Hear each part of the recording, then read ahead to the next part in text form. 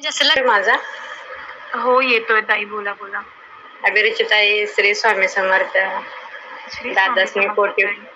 दादासनी कोटी कोटी प्रणाम. मी त्या दिवशी तुम्हाला फोन केला होता ना माझ्या आईबद्दल. आईला आमच्या भरपूर त्रास होता ना कमरेचा. हो हो हो. मग ते तुम्ही फक्त औदुंबर प्रदक्षिणा सांगितली. माझी आई 11 वेळा घालते ना औदुंबर प्रदक्षिणा. तर आता माझ्या आईचा त्रास खूप कमी झालाय. माझ्या आईला सकाळचं उठा येत नव्हतं, काय नव्हतं. आमच्या घरी कोणच नाही ना, आई वडील दोघेच आहेत. मग सकाळी उठून चूल वगैरे पेटवायला लागायची ना, तर माझ्या आईला अर्धा तास पहिलं उठून बसायला लागायचं. रात्रीचं 3 वाजता उठायची, आंघोळ करायची, मग झोपायची. लय त्रास व्हायचा. मग आता 1 महिना 40 दिवस झालं माझ्या आईनं औदुंबर प्रदक्षिणा केलेत आणि पूर्ण आता म्हणजे उठून वगैरे सगळं दिवसभर काम करते, तरी पण तिला काय तकलीफ होत नाही. आता ती महादेवाची पिंड आहे ना, त्याच्यावरती फक्त अभिषेक करते आणि श्री स्वामी समर्थ 21 वेळा ती म्हणते, कारण तिला मोबाईल नाही ना स्क्रीनचा. त्याच्यामुळे ती सकाळचं फक्त अभिषेक करते, असं 11 वेळा म्हणते, 21 वेळा म्हणते, ते तीर्थ घेऊन घेते तीर्थ वगैरे. तसं चालतंय ना ताई तीर्थ वगैरे? हा चालते ताई, काही प्रॉब्लेम नाहीये.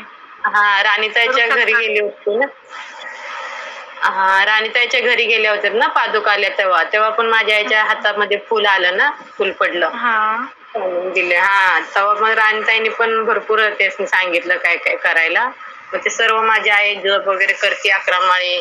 भरपूर फरक पडलाय. लय भरपूर डॉक्टर केलेत ताई, पण काहीच फरक नव्हता. आणि मला ह्या ग्रुपला जॉईन झाल्यापासून असं समाधान वाटतंय ना ताई, की इथून मागे भरपूर मी कुठं कुठं फिरले, काय काय झालं, सर्वांनी मला सांगितलं असं केलंय तुझ्यावर, तसं केलंय. भरपूर काय काय असं देवरशी वगैरे सांगतात ना, तसं ह्या ग्रुपमध्ये जॉईन झाल्यापासून काही सुद्धा मनात नाही माझ्या आलेलं. कुठं सगळं गेलं, काय माझा जॉब वगैरे व्यवस्थित